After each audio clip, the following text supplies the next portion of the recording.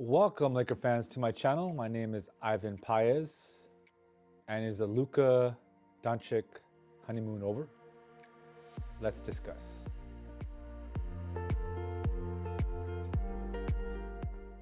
Let's start out with the last game. That was probably one of his worst games as a Laker. Even though he had a triple-double, it's still offensively he wasn't there. You could tell he was struggling. I don't know if it was because he was tired, his back hurting still. If you saw my last video, I discussed him taking the day off so he would have at least 4 days, I think, 4 or 5 days off before the Milwaukee game.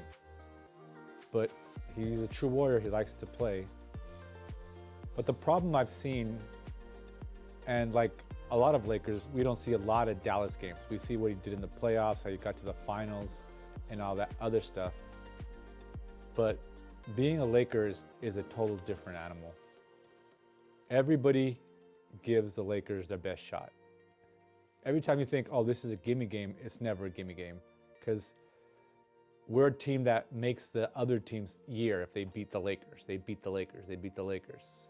And I think he has to come to that realization. Also, I saw some signs where, I don't know if he had him in Dallas because I really didn't watch a lot of Dallas games. But he is kind of a little ball stopper. I mean, he kind of reminds me of D'Angelo Russell, to be the truth, except better offense, rebounding, and everything else.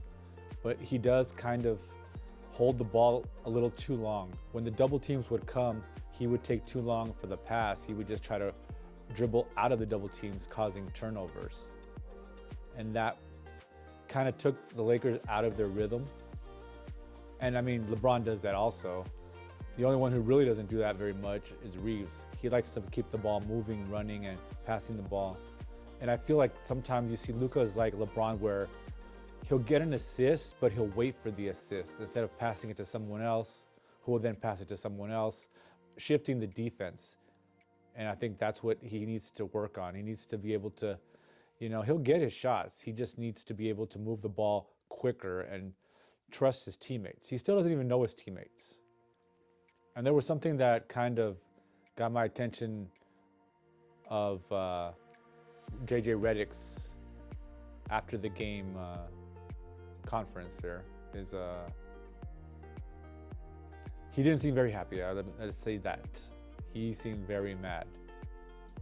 And the team looked like they were going through the motions, but I kind of tossed that up to maybe they were tired. It's not an excuse because all of them are tired, but I think because we had the LA Fires, some of these games got kind of condensed, and we still have another back-to-back. We have one back-to-back, Milwaukee and Denver. I think there's another back-to-back after that. And being shorthanded is not ideal. So, I mean, this game we had to have, and we didn't have it. So now I think we're same in the loss column as Denver, but if we lose to Milwaukee and Denver, we could end up 4th, 5th. And I'm calling it now. I'm doing the unthinkable. I'm saying the Lakers are going to beat Milwaukee. I know Laker fans are going to think you're crazy. There's no way they can beat Milwaukee. I have a feeling that they are going to beat Milwaukee. They're going to step up. I don't think they're going to lose 3 in a row. And also, let me give some props from some of our, what do you call them? They are the backbone of any team, the unsung heroes, the role players. Dalton connected for once, played pretty well. Gabe, come on Gabe, where's this Gabe's been? Still got to work on your defense, and you're kind of small and they keep shooting over you, but at least you made your threes. Goodwin, I was a little pissed off at your turnovers in the Boston game, but you came through on this one. You played very well. There's one thing that I don't understand. Is Koloko hurt? Because JJ is not using Koloko at all. And I know he probably has his limitations, but he's one thing that our big three like. Luka, LeBron, and Reaves like a lob threat. Jameson's been playing well, but he is not a lob threat. And you see how Hayes, who is a lob threat, is getting 18, 19 points. You're taking away Luka's game and you're taking away Reaves' game. Luka even tried to throw a lob to Jameson. He came down with it, then he went up. Koloko can jump, so I don't know why he doesn't try to put him in the game.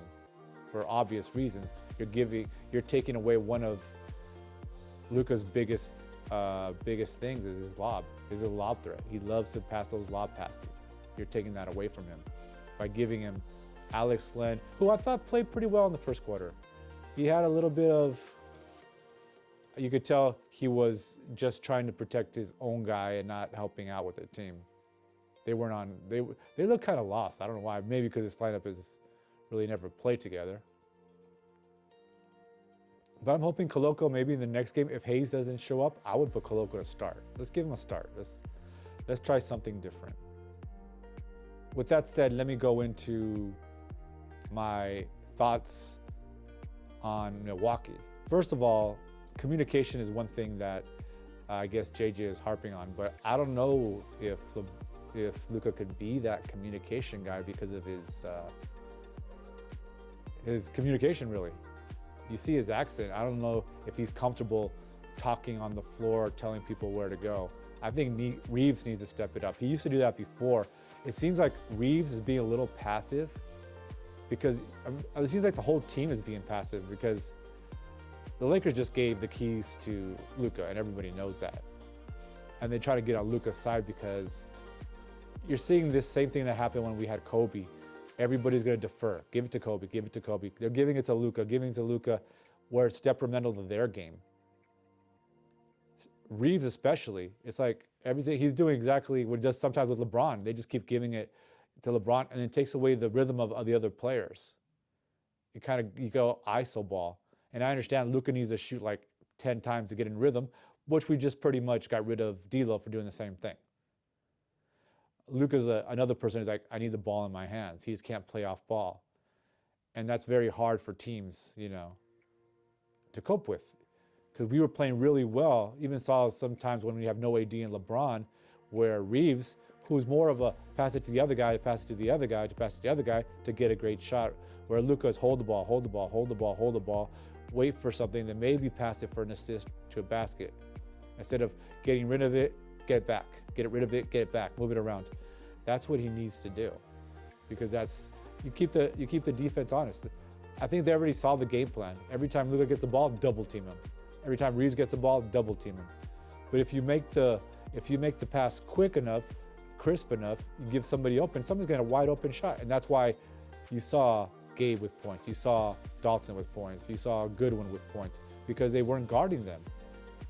But they went away from it in the second half. It was just, Luka, I'm gonna get my rhythm, And they almost won the dang game. That's how bad Brooklyn was. They almost won the game playing this bad. Now, with Milwaukee, I was going over the lineup I would like to see. This is my starting five. Tell me, guys, what you think. Luka, of course.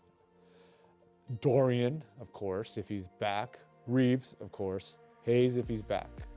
And here's my little wrinkle. I would want to start Goodwin, not Gabe. Let Gabe go back to his bench position. And I would put Goodwin on Lillard. That way you give Reaves a little more offensive punch instead of chasing Lillard. What can I say his name? Damian Lillard around the court. Put Goodwin on him.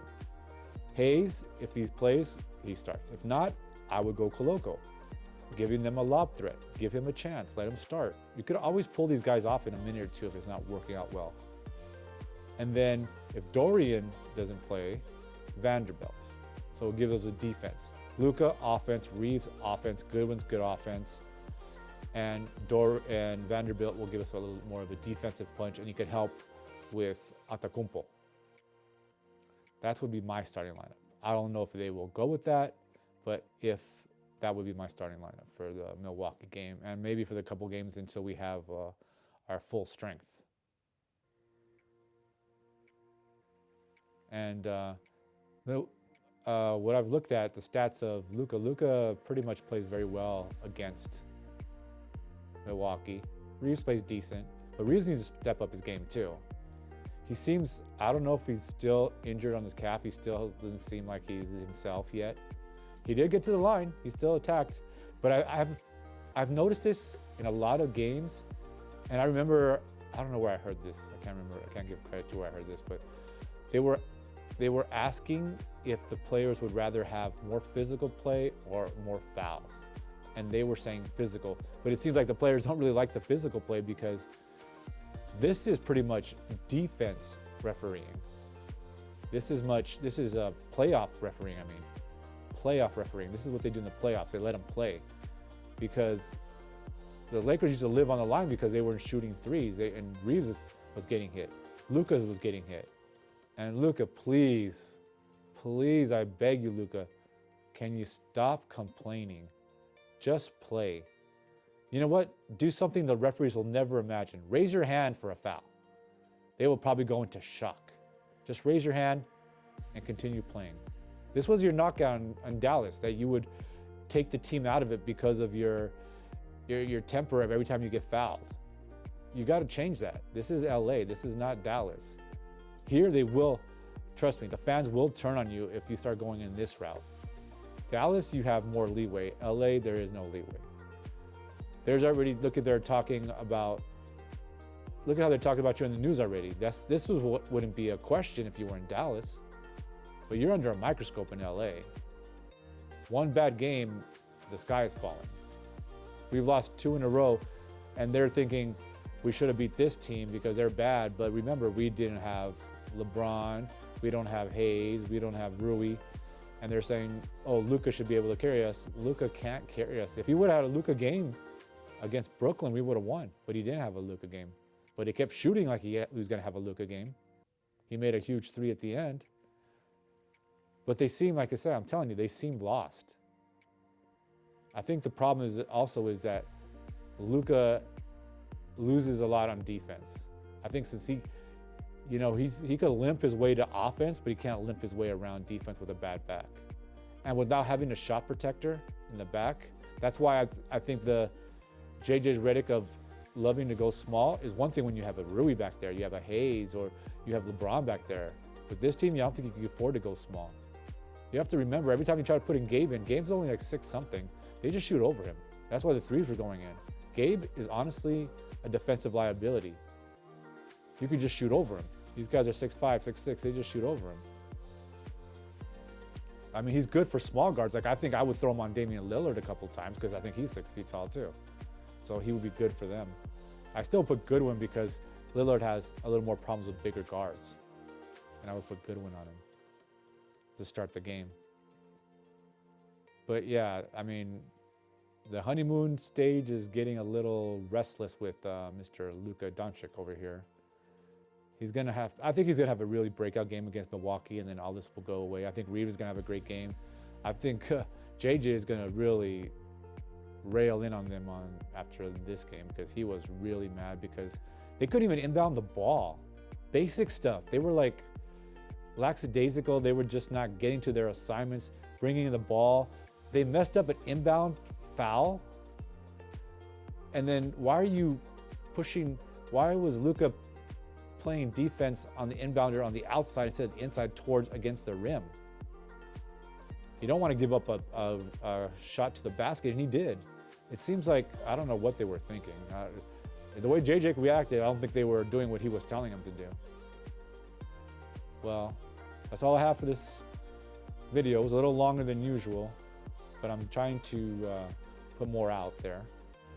There's gonna be a couple of mistakes. Okay, there'll probably be a lot of mistakes. I'll get more comfortable. I probably won't make up new English words that don't even exist, but I'll get better. Well, Laker fans, that's all I got. See you on the next one.